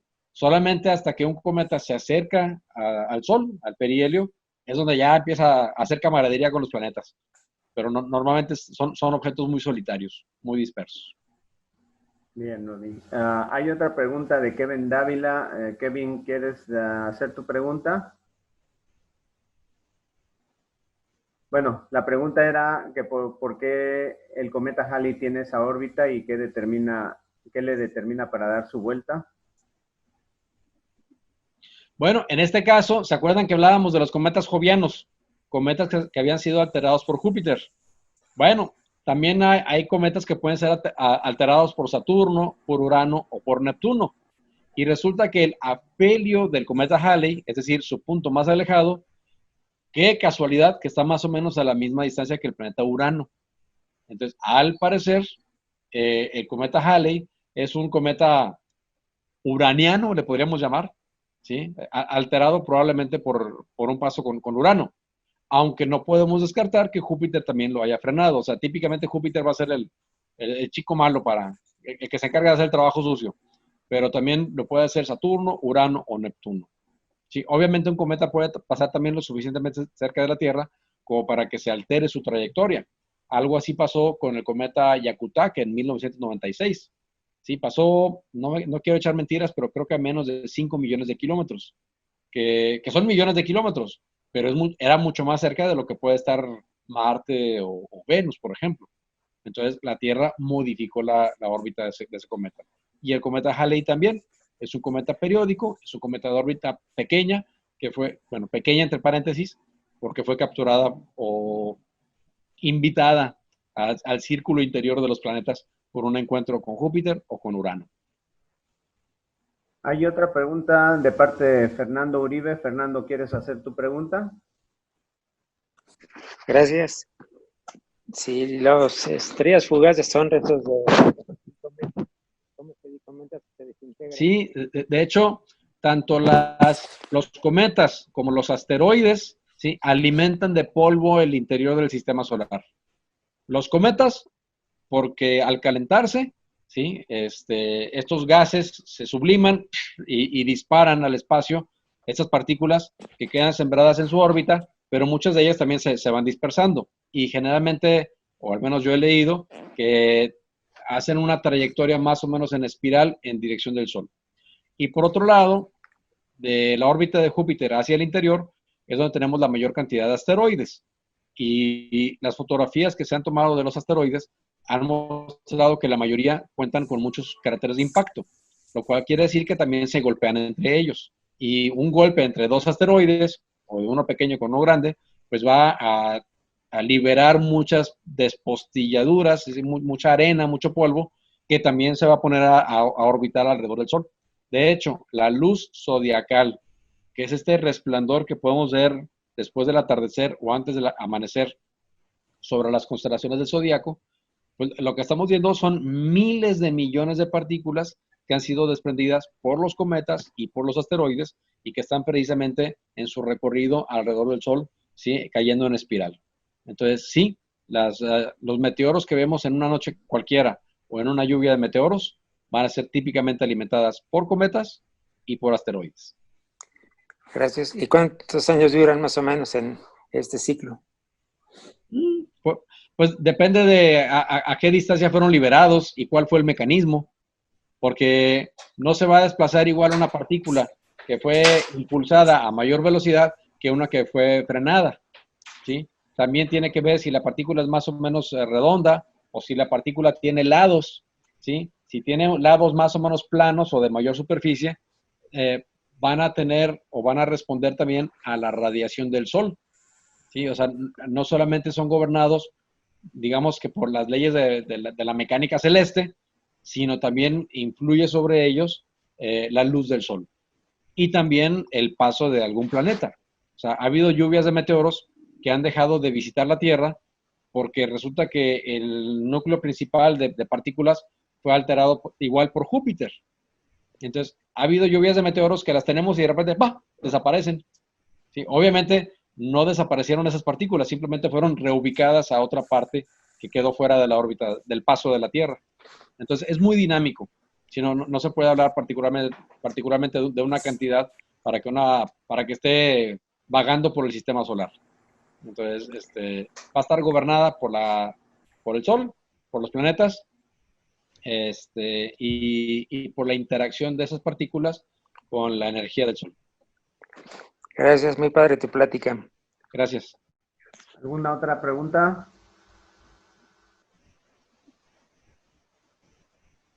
Bueno, Loni, pues muchas gracias. Estuvo muy interesante, muy importante tenerte en esta sesión. Fue un honor para todos los miembros de la ZAPA tenerte en nuestra sesión, el miembro honorario de la ZAPA. Como dice Alejandro, la mente más brillante de la ZAPA. También. Muchísimas gracias. Para mí es uno y que me presta pues en casita, así que a sus órdenes. Muchas gracias, Noni, muchas gracias. Fue muy importante, muy bien tenerte y dejaste muy buena impresión y tuvimos muchos visitantes de diferentes partes, no solo de México, hubo de varias partes de fuera de México también. Entonces, estuvo muy interesante la plática, hay muy buenos comentarios al respecto de tu plática, que se ha aprendido mucho, que ha sido una plática excelente y muy interesante. Muchas gracias de nuevo. Igualmente, hasta pronto. Y esperamos volver a tenerte ahí dándonos otra plática en en el observatorio en cuanto podamos regresar allá. Bueno, pues buenas tardes a todos. ¿Están viendo la presentación correctamente? Sí.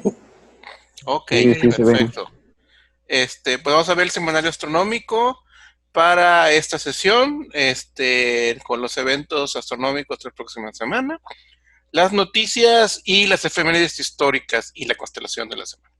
Entonces, empezamos con las noticias de la semana. Pues hay unas bastante interesantes, pero medio especulativas. Vamos a ver. Resulta que un grupo de astrónomos anuncian el posible descubrimiento del agujero negro cercano, más conocido a la Tierra, un agujero negro que estaría a 1000 años luz de distancia del sistema solar. O sea, tampoco es para que se asusten de que no está viniendo para nosotros en esta dirección ni nada. Este agujero negro, además, estaría en un sistema muy interesante porque sería un sistema estelar triple. O sea, vean aquí en la imagen cómo es una estrella que es visible a simple vista. Está en la constelación de Telescopium, lo cual significa que desde aquí, desde Monterrey, se vería muy a ras del suelo. Sería complicado verla. Tiene número de catálogo HR6819, esta estrella. Esta es la vista con un telescopio de campo amplio. Y lo que se descubrió en esta estrella es que al parecer forma parte de un sistema triple, donde esta es la estrella principal, la más brillante del sistema, y hay otra estrella que estaba orbitando, una órbita menor alrededor a la misma, pero resulta que hay un tercer objeto que tiene 4 masas solares, que no está emitiendo luz y que sería tentativamente el agujero negro. Esto no está confirmado. Hay otros investigadores que lo están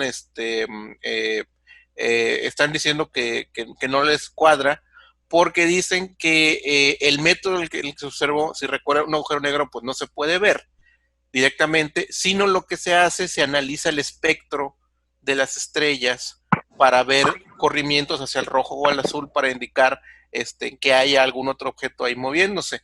Pero para entender y analizar bien el espectro hay que hacer suposiciones de las estrellas. Entonces, lo que otros investigadores dicen es que probablemente las suposiciones que se hicieron no sean 100% las correctas, y que a lo mejor realmente nada más son 2 estrellas, que simplemente tienen los parámetros distintos a como pensaron los investigadores.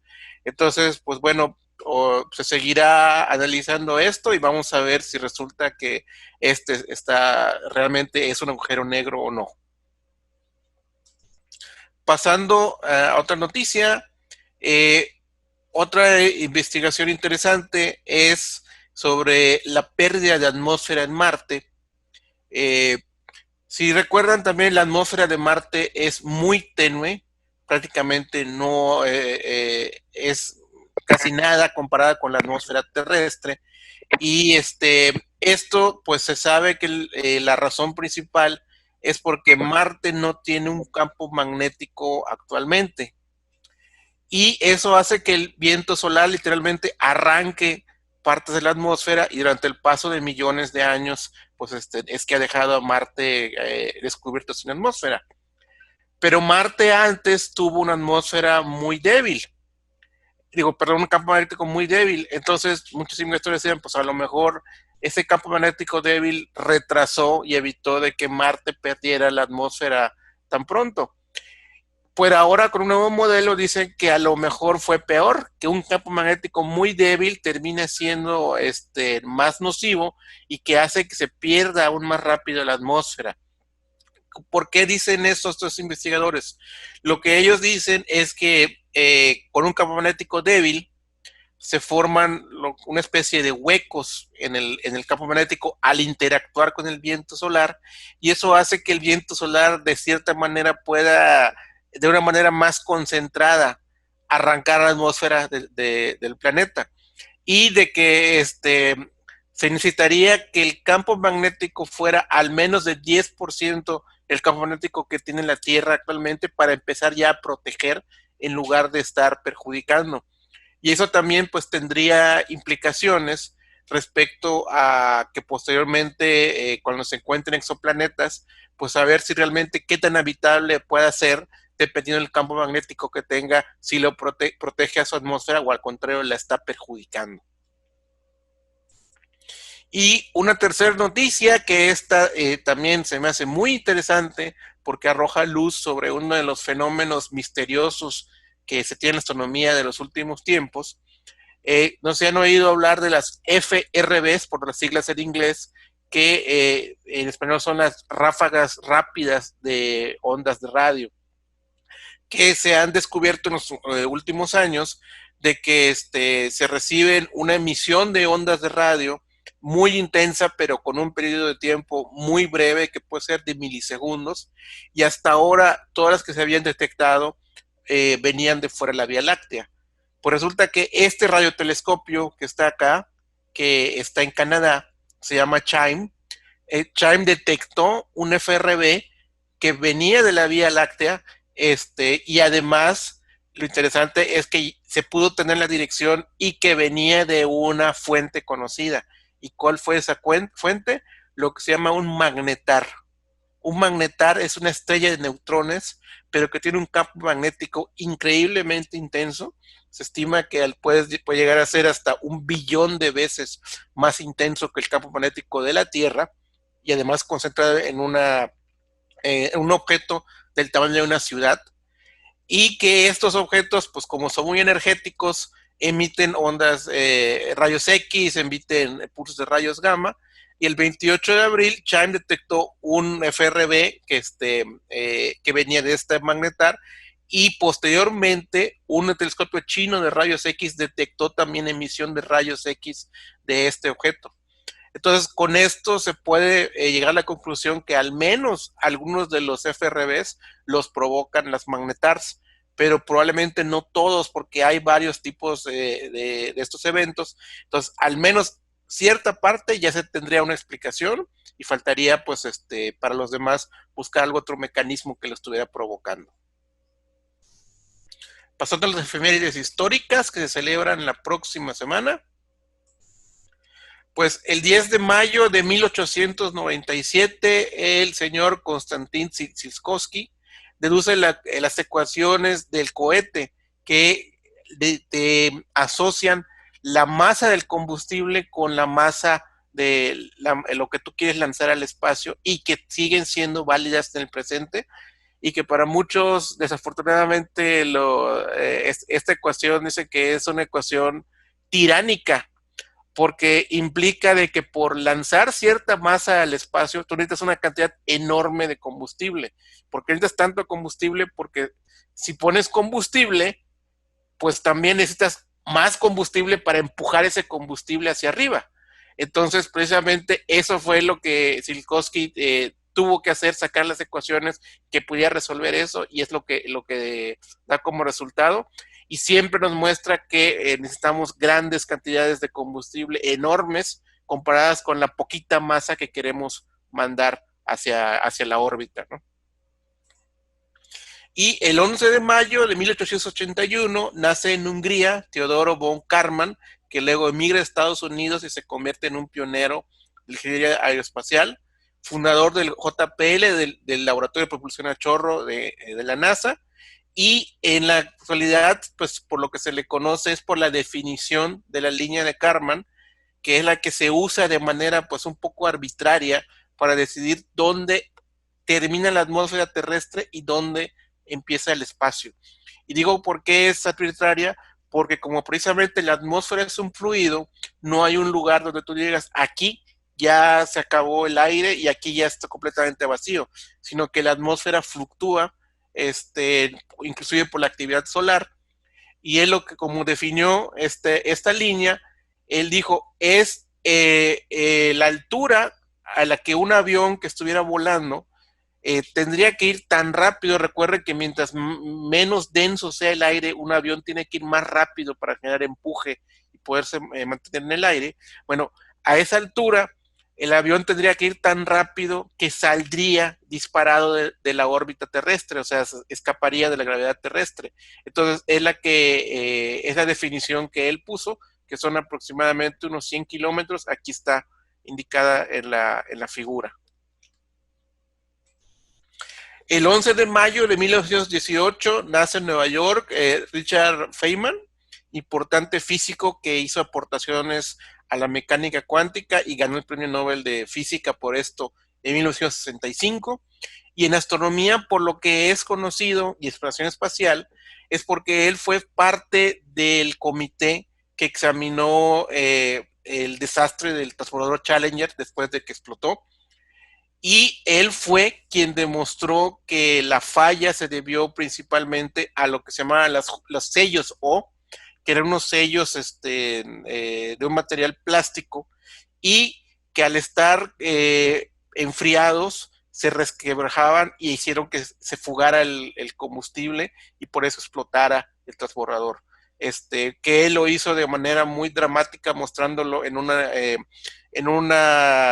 sesión en vivo cuando estaban allá en las audiencias, donde metió todos los sellos O en un vaso con agua fría, esperó un rato que se enfriara y ya luego que lo sacó mostró cómo se desquebrajaba muy fácilmente.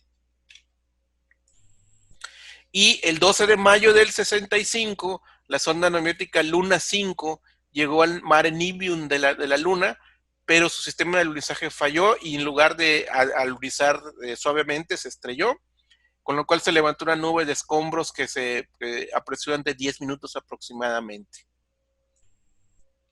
El 14 de mayo del 64, Arno Penzias y Robert Wilson descubren por accidente, mientras hacían pruebas para los laboratorios Bell de AT&T para detectar fuentes de interferencia en las líneas telefónicas, una radiación que venía del espacio, de todas partes del universo, y que ahora sabemos que es la radiación de fondo de microondas, lo que son el eco del Big Bang, y por este descubrimiento ganaron el premio Nobel de Física en el 78. Y el 14 de mayo del 73 se lanza desde Cabo Kennedy en Florida la estación espacial Skylab, la primera estación espacial de los Estados Unidos. El 15 de mayo de 1859 nace en París Pierre Curie, quien recibiría el premio Nobel de Física en 1903 junto con su esposa, mucho más famosa creo ella que él, Marie Curie, y con Henri Becquerel por sus descubrimientos de la radioactividad. Y el 15 de mayo de 1857 nace en Escocia Wilhelmina Stevens Fleming, quien luego emigra a Estados Unidos y entra literalmente a trabajar como sirvienta a casa del astrónomo de Harvard, Edwin Pickering. Y en una ocasión que Pickering estaba muy desesperado porque sus astrónomos hombres no le daban buenos resultados, dijo, pues capaz que esto es tan fácil que hasta mi sirvienta seguramente lo haría mejor, y se le ocurre entonces contratarla, y en efecto la señora empieza a dar buenos resultados y termina contratando, gracias a ella, a muchas más mujeres, lo que se llamó el harem de Pickering, donde varias de esas mujeres hicieron importantes contribuciones a la astronomía, y esta señora hizo un sistema de catalogación de estrellas y descubrió, entre otras cosas, la nebulosa de la cabeza de caballo en Orión. Pasando a los eventos astronómicos de la próxima semana. Así está el sistema solar al día de hoy. Aquí está la Tierra. Y vean cómo Venus ya se está acercando a pasar entre la Tierra y el Sol. por lo tanto, próximamente Venus dejará de ser visible. Ahorita todavía es visible en el cielo de la tarde, pero ya le queda poco tiempo. Y siguen sin ser visible Mercurio y Urano. Mercurio se mueve en esta dirección y para fines de la próxima semana ya se empiece a estar visible con cierta dificultad en el cielo de la tarde. Y otra vez siguen agrupados 4 planetas en el cielo de la madrugada y cerca del amanecer, 3 visibles a simple vista, Marte, Júpiter y Saturno, y Neptuno visible con binoculares o telescopio. No hay ningún planeta visible toda la noche. El Sol está en la constelación de Aries y el 13 de mayo pasa a la constelación de Tauro, y aquí podemos ver cómo Urano y Mercurio están muy cerca del Sol desde nuestro punto de vista, por lo tanto no son visibles para nosotros, porque el brillo del Sol no lo permite.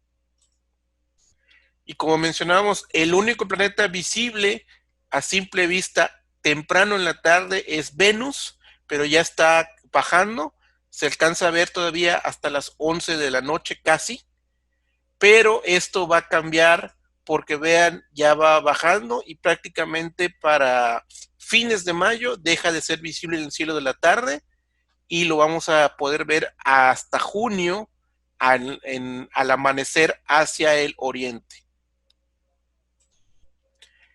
Y antes del amanecer están agrupados, como mencionábamos, 4 planetas: Júpiter, Saturno, Marte y Neptuno, aquí con binoculares o telescopio. Neptuno todavía muy bajo, difícil de observar porque pues sale muy cerca de a que el Sol salga. Marte sale desde las 3 de la mañana casi, Júpiter desde la 1:08, Saturno desde la 1:26 y Neptuno hasta las 4:04.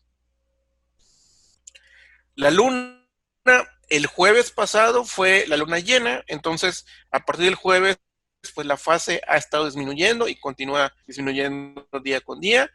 El próximo jueves 14 es el cuarto menguante. Entonces esto significa que la luna la vamos a ir viendo principalmente tarde en la noche y en el cielo de la madrugada, e inclusive en la mañana temprano.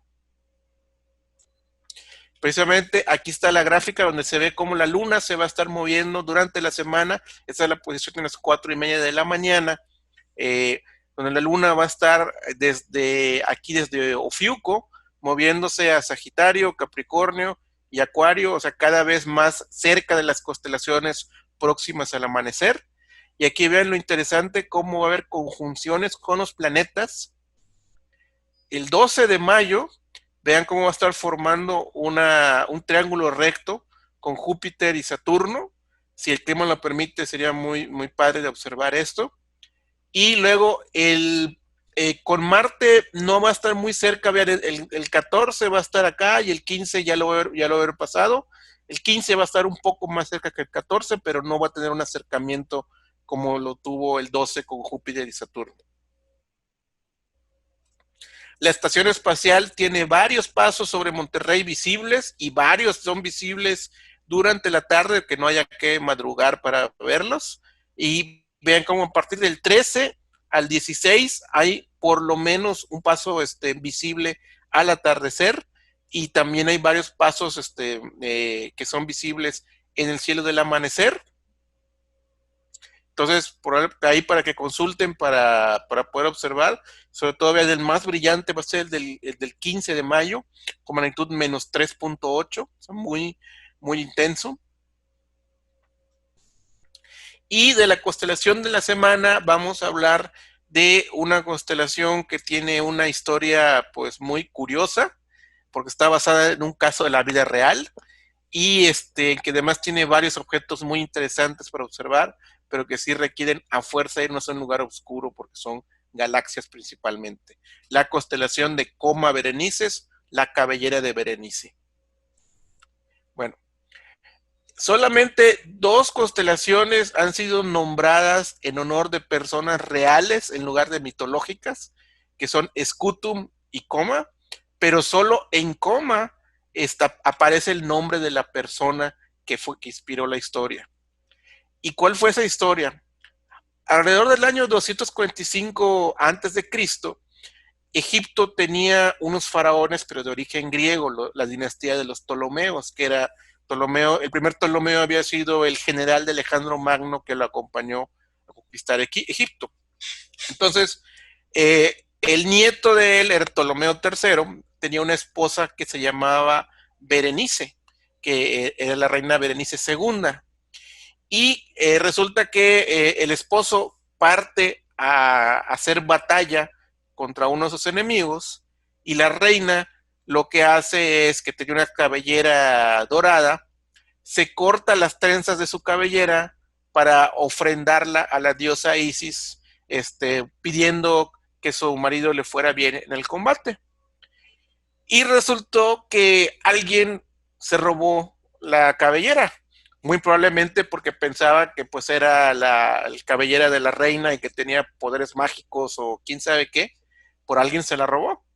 Entonces la reina quedó toda molesta, dijo, esto es una ofensa, un sacrilegio, y en unas versiones hasta dice que estaba a punto de sacrificar a los sacerdotes porque no habían cuidado bien la ofrenda. Cuando en eso el astrónomo real, que se llama Conón, llega y le dice, no, mi reina, observe el cielo, los dioses tomaron la cabellera y la pusieron entre las estrellas como agradecimiento, y porque la tomaron bien. Y como luego resultó que pues el marido regresó triunfal de la batalla, pues ella tomó muy a gusto la explicación que le dieron y ya no sacrificó a nadie. Esa es una de las versiones, son encontradas los relatos. Algunos dicen que eso pasó después que el marido había regresado del combate, otros dicen que pues nada más desapareció y la cabellera, y que le dieron esa explicación y ella no dijo nada más. Esto es porque este hecho, digamos, que está envuelto en la leyenda.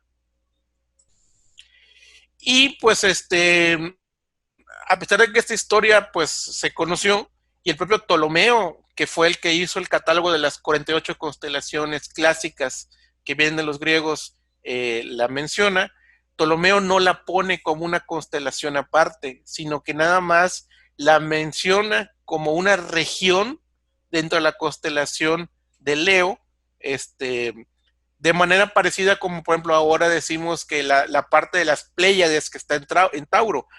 Las Pléyades no es una constelación aparte, sino que es parte de la constelación de Tauro. Entonces así tenían catalogado a Berenice.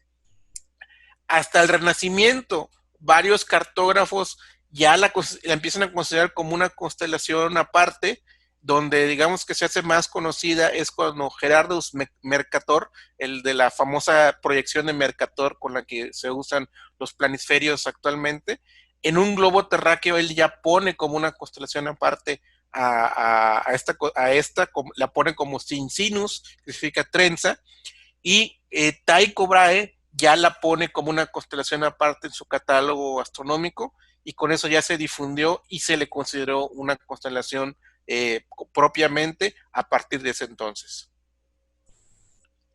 ¿Cómo observamos a esta constelación? Pues a simple vista tiene estrellas muy tenues, son de magnitud 4, las que tiene, lo cual significa que una ciudad pues prácticamente no son visibles, pero si nos vamos a un cielo oscuro, veríamos una forma aquí como de una escuadra, y que en una de las puntas de la escuadra habría una especie de nube, que eso es lo que la señora Berenice le dijeron que era su cabellera. Y esta nube realmente es un cúmulo de estrellas, el cúmulo de estrellas Melot 111, que es lo que se percibe como la cabellera. Pues son estrellas que tienen varios millones de años de antigüedad, y que antes del incidente de la constelación de Berenice, de hecho, como era parte de Leo, se le consideraba la punta de la cola del león, el mechoncito. Y pues esto nos dice que yo creo que la señora Berenice no veía mucho el cielo, porque si no hubiera visto esta constelación antes de lo que le dijeron. Y bueno, es la constelación número 42 en tamaño de los 88 existentes actualmente, y está en lo más alto del cielo a las 9 de la noche, el 17 de mayo de cada año. Ahora, cuando observamos esta constelación, estamos viendo hacia la parte norte de la Vía Láctea. Aquí vean, esta es la Vía Láctea si la estuviéramos viendo de lado. Esta es de la posición del Sol y esto es un objeto que está en esta constelación. Entonces, nosotros estamos viendo hacia arriba y de hecho, en la misma se encuentra el polo norte de la Vía Láctea y se encuentran principalmente cúmulos de estrellas. Como estamos viendo hacia afuera de la Vía Láctea, lo que vamos a encontrar son galaxias, o sea, objetos muchos más lejanos de nuestra galaxia. Y esto lo podemos ver aquí en el diagrama, donde vean todas las manchitas rojas que están, son galaxias, incluyendo el famoso cúmulo de Virgo en la constelación vecina de Virgo, que también hay una parte del mismo que pasa y está en esta constelación. Hay quien le llama más propiamente el cúmulo de Coma Virgo. Y aparte hay otro cúmulo de galaxias que es el cúmulo de Coma, que ese sí es exclusivo de esta constelación, que tiene más de 1000 galaxias identificadas y que al hacer observaciones del movimiento de las mismas, hicieron que en los años 30 el astrónomo Fritz Zwicky postulara la existencia de la materia oscura, cuando observaba que galaxias se movían más rápido de lo que la gravedad permitía, o sea, sin que se desbaratara en sí la galaxia, pero en su momento no le hicieron caso y hasta los años 60, 70 fue que se retomó la idea de la materia oscura. ¿Y qué objetos hay para observar en esta constelación? Pues bueno, el primero es el cúmulo Melot 111, el que forma precisamente la cabellera. Como es un objeto muy amplio, es recomendable observarlo ya sea con binoculares o con un telescopio que dé un campo amplio de visión, porque si lo vemos en un telescopio tradicional, como tiene mucho aumento, no cabría completamente el cúmulo, entonces es lo que se ve en toda esta parte. Y precisamente constelación, pues principalmente lo que va a tener son galaxias, como la galaxia M64, la galaxia del ojo negro, porque aquí pareciera como un ojo que le golpearon y que está aquí amoratado. Messier 100, galaxia espiral a 55 millones de luz de distancia, que está acá. Tiene un cúmulo globular, que está en órbita alrededor de la Vía Láctea, como todos los cúmulos globulares que vemos, M53. Una estrella binaria que es acá, 24, Berenices.